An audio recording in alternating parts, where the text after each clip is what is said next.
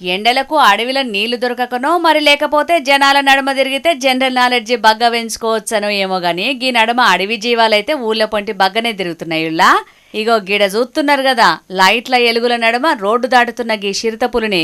మరి ఏడికేంచచ్చిందో ఏందో గాని రాత్రిపూట ఊళ్ళకొచ్చి గల్లీల పొంటి తిరుగుతున్నదట గిట్లా. ఇక ఇదంతా ఆడున్న సీసీ కెమెరాల రికార్డయ్యే వరకు ముచ్చట బయటపడ్డది. నాగర్ కర్నూలు జిల్లా దోమలపెంట అనే ఊళ్ళో జరిగింది ఇది. ఇప్పటికే వారం రోజులల్లో 3 మలకలు వచ్చిపోయిందంటూ రాడున్నోళ్ళు. ఇక ఈ ముచ్చటెరుకైన కాంచెల్లి ఇంట్లోకెళ్ళి కాలు అవతల పెట్టాలంటేనే మస్తుగా వణుకుతున్నారు ఆడున్నోళ్ళు అందరూ. ఇక ఈ ముచ్చటిట్లుంటే అనంతపురం కళ్యాణదుర్గంలో అర్ధరాత్రి వచ్చిన ఒక ఏలుగుబంటి ఆడున్నోళ్ళందరినీ మస్తు పర్షాన్ చేసింది. మనల్నెవడ్రా ఆపేది అనుకుంటా ఊళ్ళకొచ్చిన ఎలుగుబంటిని కుక్కలు తరిమే వరకు ఆడికెంచి పరారైంది. ఇప్పుడంటే సపోర్ట్ చేయకపోయింది గాని మళ్ళెప్పుడన్నా నచ్చి ఏం చేస్తుందోనని మస్తుగా గుబులు పడుతున్నారట ఆడున్నోళ్ళందరూ.